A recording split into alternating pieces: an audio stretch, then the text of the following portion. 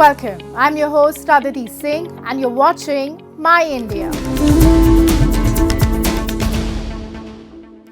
The Raisina Dialogue, held annually in New Delhi, enhances India's diplomatic ties through global discussions on geopolitics, security and economics.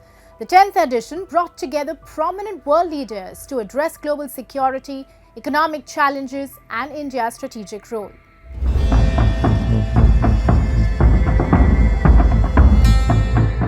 New Delhi welcomed delegates from 125 nations for the 10th Raisina Dialogue, a dynamic forum inaugurated by Indian Prime Minister Narendra Modi and New Zealand Prime Minister Christopher Luxon.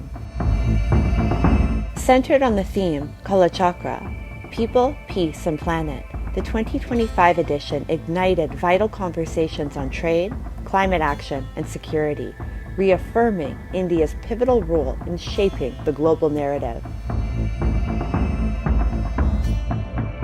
The world order is clearly undergoing a great churn. This requires leadership, the kind that we have in the room today.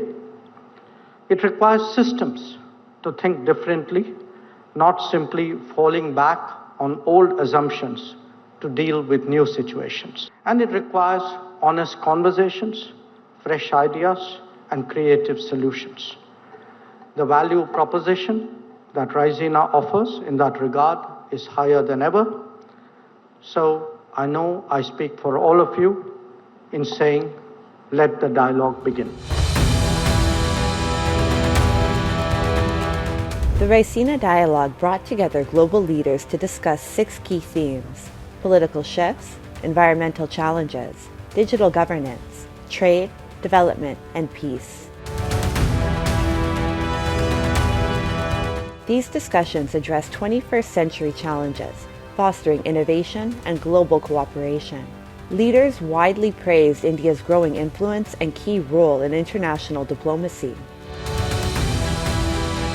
India is a crucial economy for the world economy, and it's one of the fastest growing countries in the world, so it plays a crucial role in economic terms. But of course India also plays a crucial role in political terms, helping bring a crucial country in the Indo-Pacific, but also building bridges between North and South, between East and West, and we have seen this capacity of India during its G20 presidency. U.S. Director of National Intelligence Tulsi Gabbard, speaking at the Raisina Dialogue, emphasized peace and stability for Indo-Pacific security. Earlier, she met Prime Minister Modi to discuss India-U.S. ties, global security, and shared strategic interests. It's a vast and critical region that's not just a geographic space. It is the geopolitical center of gravity for the 21st century. So ensuring peace and stability here is essential to our collective security, our objective of economic prosperity, and our ability to work together to take on the great challenges of our time. And we must tackle these challenges together.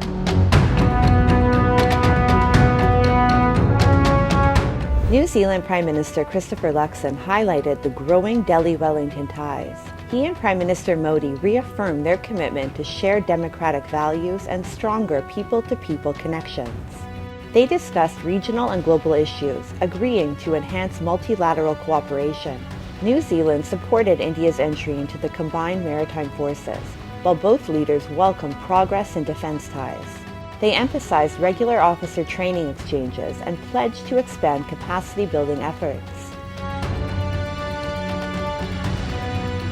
Our two-way trade today stands at around $3 billion New Zealand dollars a year, but there is huge potential to grow, and it is in that context that I want to say thank you, and I'm pleased to welcome the efforts of Minister Goyal and Minister Macleay on their agreement announced yesterday between New Zealand and India that we will launch immediately comprehensive free trade agreement negotiation. दोनों देशों के बीच एक परस्पर लाभकारी free trade agreement पर negotiations शुरू करने का निर्णय लिया गया है।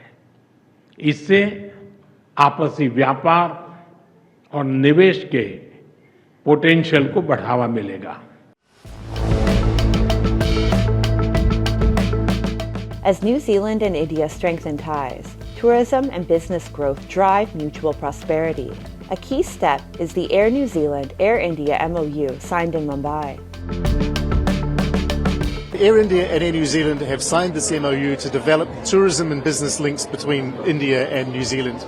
It's starting off with a code share where we will put each other's airline code on each other's flights so we can increase visibility and get more people to travel between the two countries.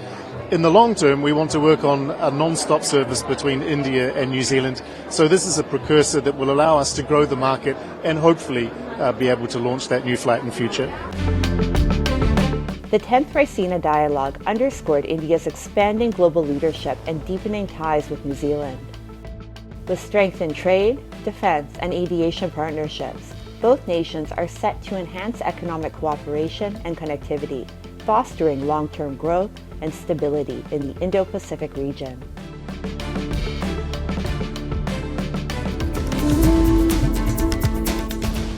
India is placing strong emphasis on the sustainable development of its farming community with increasing focus in recent years on alternative farming techniques. Today we highlight how young Indian farmers are embracing beekeeping and honey production. With the support of the government, they are not only enhancing their livelihoods but also propelling India towards becoming a global leader in honey production. Take a closer look.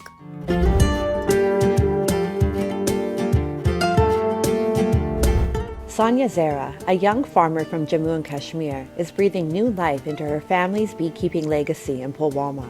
Inspired by her grandfather's wisdom, she blends tradition with modern techniques, supported by a government scheme. Defying societal norms, she champions sustainability and women's empowerment, inspiring a new generation of entrepreneurs. सबसे पहले HADP through एक scheme है government की तरफ से जिसमें हमें 80% subsidy मिलती है। उसमें हमें 1,12,000 जो हमें देते हैं। उसके बाद जब हम अपना 1,50,000 इन्वेस्ट करते हैं, मेरे साथ भी सेम ऐसी जो स्कीम मैंने लागू की थी। उसके बाद जो मेरे को 1,12,000 जो मुझे मिले थे, उससे मैंने और कॉलोनीज़ आगे ख़रीदी और आगे जाकर वही कॉलोनीज़ आज जो मेरा इतना बड़ा यहाँ पर प्लेटफॉर्म है। India, a top global honey producer, produces over 135,000 metric tons annually. It exports 50% of its honey, mainly to the USA, UAE, Saudi Arabia, Canada, and Europe. Rising demand for organic honey, scientific beekeeping, and medicinal honey products signals industry growth. The National Beekeeping and Honey Mission, under Self-Reliant India, promotes scientific beekeeping. Supported by Khadi and Village Industries Commission's Honey Mission, over 9,000 commercial beekeepers benefit from subsidies, training, and the Madhu Kranti portal for quality regulation.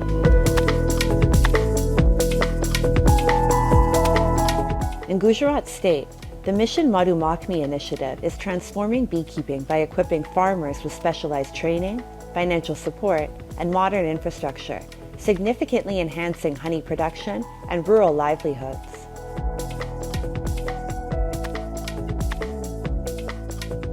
इसमें sir दो योजना चल रही। एक तो particular जो अगर किसान अकेला करना चाहे तो 55% सब्सिडी देती है सरकार, हर ज़्यादा से ज़्यादा 50 पेटी तक।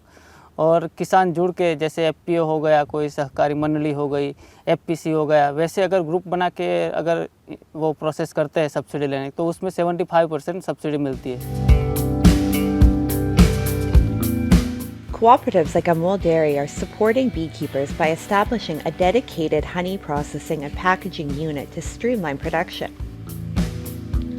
So far, it has processed tons of honey, paving the way for organized, large-scale production in the state. Beyond honey, the initiative also empowers animal husbandry farmers linked with Amul, facilitating direct sales and expanding market reach. पूरी योजना है तो वो जो A grade की संस्थाएं होती है FPC, FPO, सहकारी संस्थाएं, वो लोग इसका लाभ ले सकते हैं। और इसकी खासियत ये है कि इसमें 75% तक इसमें सब्सिडी मिलती है, बैंक एडेड सब्सिडी है। तो मैक्सिमम इसमें एक जो ग्रुप होगा तो उसमें हम मैक्सिमम 500 खेडूतों तक हम इसमें लाभार्थी को खेडूत होना ज़रूरी नहीं है, दूध उत्पादक हो तो भी चलता है, तो उनको हम 500 लाभार्थी तक हम इसमें इंक्लूड कर सकते हैं। India's beekeeping revolution is driving sustainable agriculture, economic empowerment, and rural development. With strong government support, subsidies, and cooperative initiatives, young farmers and producer groups are transforming honey production. As scientific beekeeping expands, India is well on its way to strengthening its position as a global honey leader while fostering self-reliance and entrepreneurship.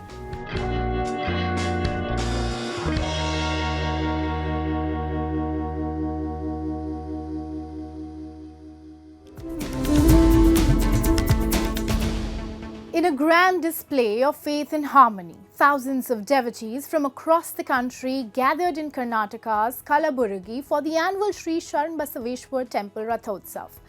The festival marking the 203rd death anniversary of 18th century Saint Sharanbasaveshwar saw the temple chariot being pulled through the streets with devotion by different communities. The event highlighted unity and spiritual devotion, bringing people together in observing the death anniversary.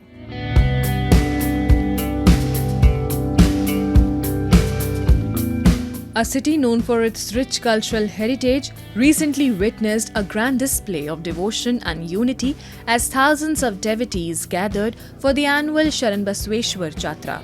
The festival marked the 203rd death anniversary of Saint Sharanbasaveshwar, revered for his teachings on social equality and compassion transcending caste and religion barriers.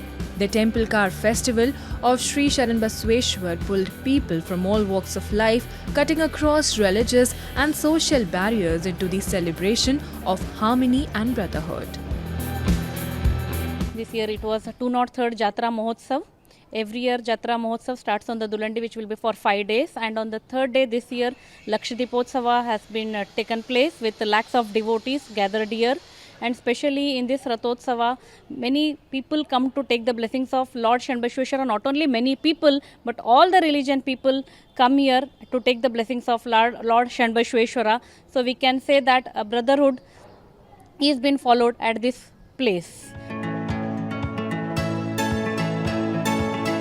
As the Grand Rathotsav, the chariot procession moved through the streets of Kalburgi, Muslims, Hindus, Sikhs and Christians stood side by side, offering prayers and providing humanitarian support to the devotees. The event ensured that people from all communities feel included, emphasizing the saint's message of universal brotherhood. Our Appaji's vision was always one thing, that teaching and learning not only for the sake of livelihood but also for the sake of welfare of others. Knowing the philosophy of Dasoha, meaning service to humanity is service to God. Appaji always said that there is no religion greater than service. So service to humanity is service to God. All of us have gathered together in a likely brotherhood and took the blessings of Lord Sri Sharanbasaveshwar. At a time when differences are often highlighted, the Sharanbasaveshwar Jatra stands as a beacon of unity, reminding everyone that faith and devotion can bridge divides and bring communities closer together.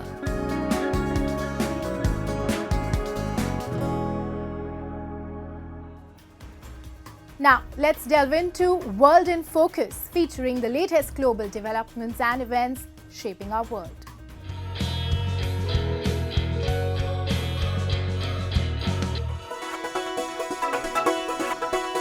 To preserve authentic flavors, traditional Japanese restaurants with support from the Ministry of Culture have opened their kitchens to foreign trainees.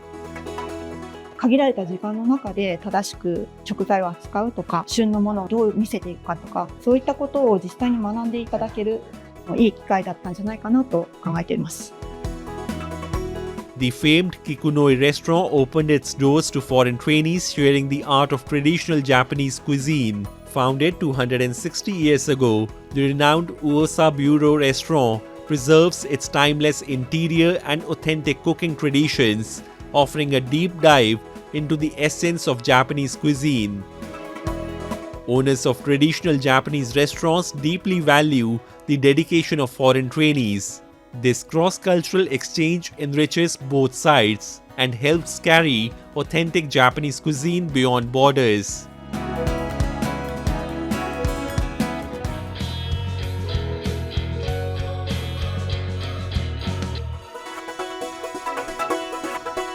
Wearing vibrant traditional Kurdish costumes, crowds gathered in Kamishli on March 21 to celebrate Nowruz Spring Festival for the first time after the fall of Syria's Assad. Men and women danced to music as they raised Kurdish flags to mark the special day.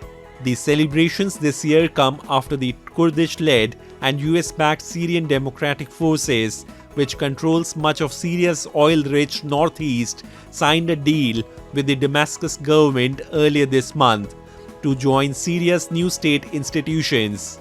In the Iranian calendar, Nowruz marks the first day of spring and the vernal equinox, and it is celebrated by more than 300 million people all around the world, according to the United Nations.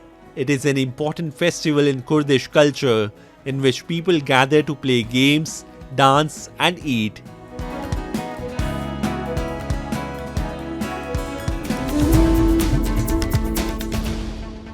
India's past comes alive through institutions devoted to its preservation. From ancient manuscripts at Pune's Bhandarkar Oriental Research Institute to the immersive wonders of Vadnagar's new archaeological experiential museum, these guardians of history ensure the echoes of time resonate for generations to come.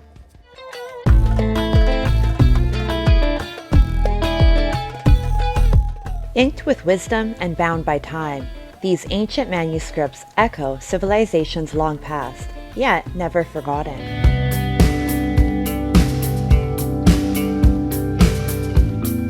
For over a century, Pune's Bhandarkar Oriental Research Institute has been a treasure trove of knowledge, housing 28,000 rare manuscripts, some over 1,000 years old, collected by scholars like Dr. George Buehler.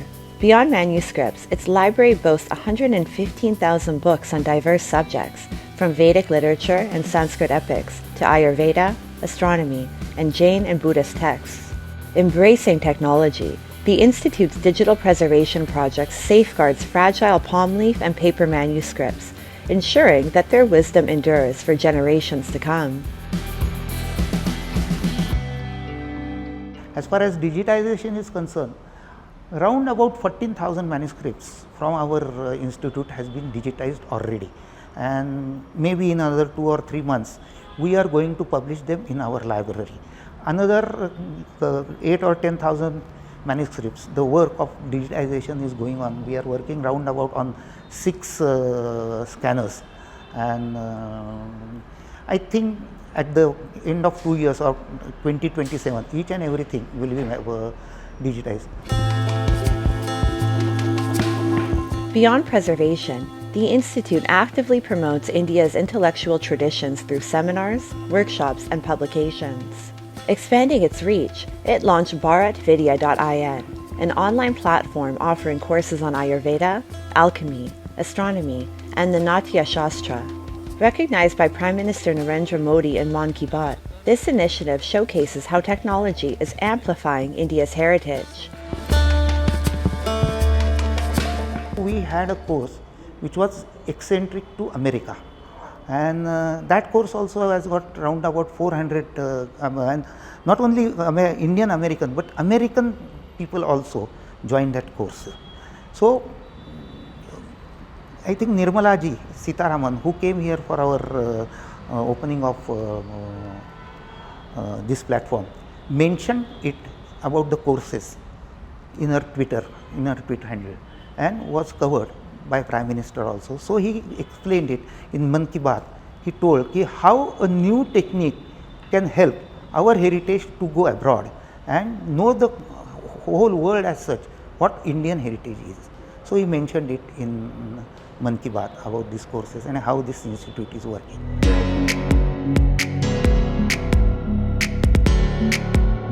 As a custodian of timeless wisdom, the Bhandarkar Oriental Research Institute not only safeguards history, but also empowers modern scholarship, ensuring that India's ancient knowledge continues to inspire scholars worldwide.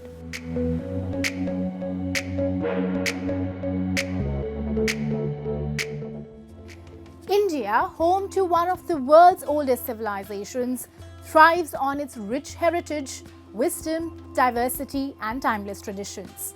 Vadnagar, in the western state of Gujarat, is an ancient civilization where ongoing preservation and excavation efforts reveal its rich past, uncovering ancient structures and cultural heritage.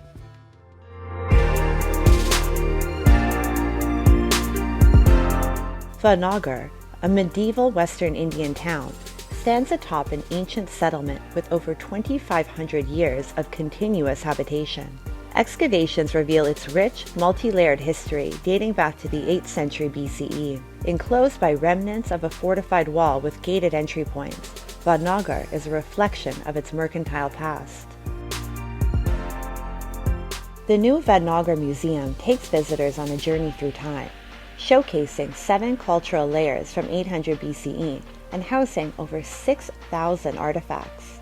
These relics highlight the town's religious diversity, featuring Buddhist monasteries, Jain temples, and Hindu shrines that once thrived in the region.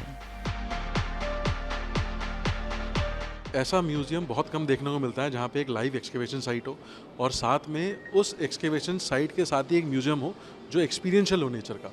तो इसमें artefacts तो हैं ही, करीबन 6,000 artefacts हैं और बहुत ही important artefacts हैं। ये बताता है कि वडनगर की हिस्ट्री क्या है। एक ये लिविंग टाउन है, जो पूरा वडनगर है वो 2,500 साल पुराना टाउन है। जैसे वाराणसी है, ये कुछ ही टाउन बचे हैं जो पूरे लिविंग लेजेंड्स हैं हमारे। बहुत सारे प्राचीन काल के धोलावीरा है, जैसे राखी गढ़ी है, वो तो नष्ट हो गए, वो आगे बढ़ नहीं पाए, लेकिन वडनगर बढ़ा। और जब इसमें खुदाई हुई तो पता चला कि इसमें बहुत सारी बुद्धिस्ट मोनेस्ट्रीज मिली हैं, बहुत सारे जैन टेम्पल्स मिले, बहुत सारे हिंदू श्राइन्स मिले। The museum highlights Vadnagar's ancient relics, strategic urban planning, and cultural heritage, showcasing the vision of its early settlers in shaping this historic town.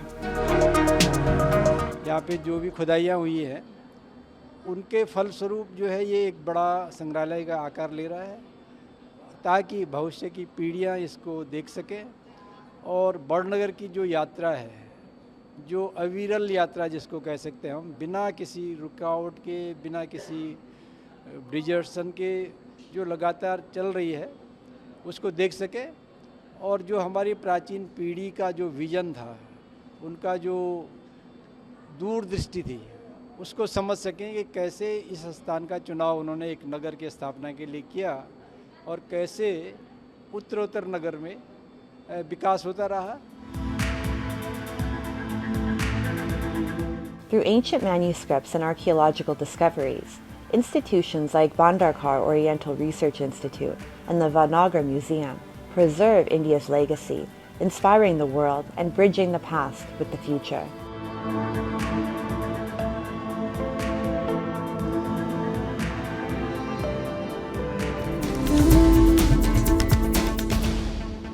India's tourism sector is thriving, drawing visitors year-round from Kashmir's enchanting valleys to Kanyakumari's scenic shores. While Kashmir remains a top attraction, Jammu's hidden gems, Bhadarwah, Patni Top, Nath Top and Sanasar are emerging as breathtaking destinations.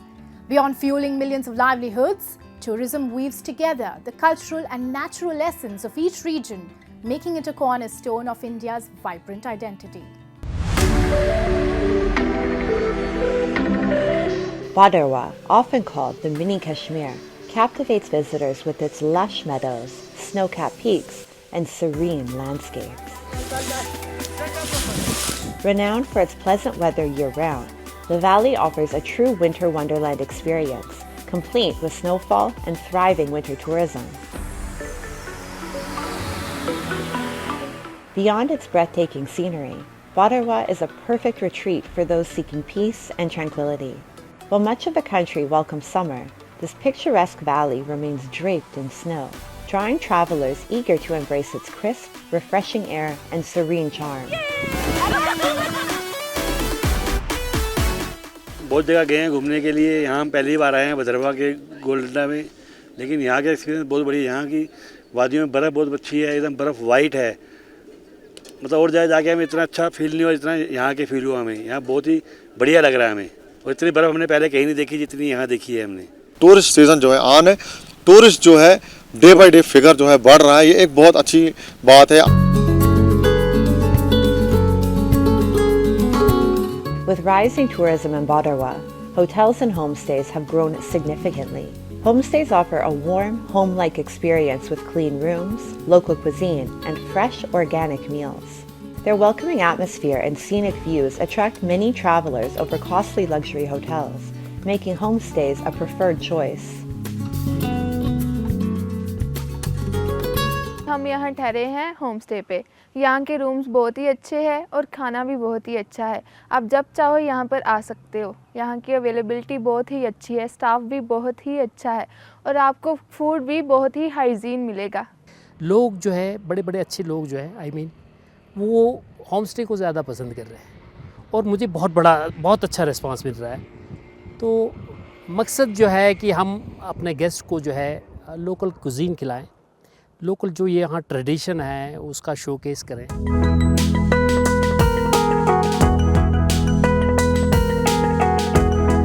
Beyond Badarwa, Patni Top is another historic and scenic gem in Jammu. Perched at 2,024 meters, it enjoys cool, pleasant weather year-round. Tourists flock here annually to experience snowfall, lush green hills, and serene surroundings, making it a perfect getaway.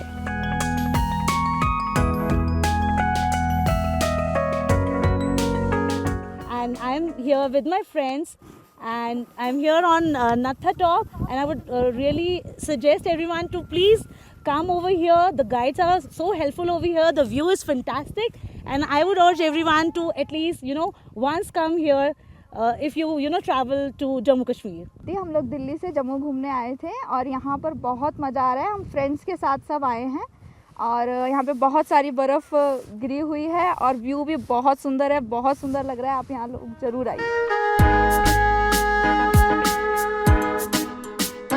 Surrounded by deodar forests, Sanasar is a picturesque getaway with blue skies, a tranquil lake, and snow-capped peaks. While it receives little snowfall, its cool weather makes it a perfect year-round destination. The man-made lake offers horse riding, boating, and shooting.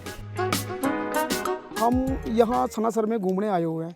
यहाँ का वातावरण बहुत अच्छा है, एकदम पानी है, बर्फ़ है, नेचुरल पहाड़ है, नेचुरल पत्ते हैं, ये वो सब कुछ हमारा बहुत अच्छा है। यहाँ किश्तियाँ हैं, यहाँ पे कुछ मतलब बहुत कुछ है यहाँ देखने के लिए। हम फैमिली के साथ सर आए हुए हैं। इस मौसम में यहाँ पे बहुत अच्छी बर्फ़ पड़ी हुई है और आप सब घूमने के लिए आइए। यहाँ पे देखिए, यहाँ पे कितना अच्छा वेदर है, यहाँ पे इतने अच्छे माउंटेन्स है, पहाड़ है और इतना अच्छा इन्वायरमेंट है यहाँ पे। आप सब, हम तो यहाँ पे 3 दिन से आए हुए हैं, हमारा तो घर जाने का मन ही नहीं करता। Jammu's tourism potential extends far beyond Patni Top and Badarwa, with hidden gems like Ranjit Sagar Dam, Bani, Basoli, and RS Pura waiting to be explored. With improved infrastructure, these offbeat destinations can shine, and the upcoming railway to Kashmir is set to unlock new opportunities, giving the region's tourism a remarkable boost.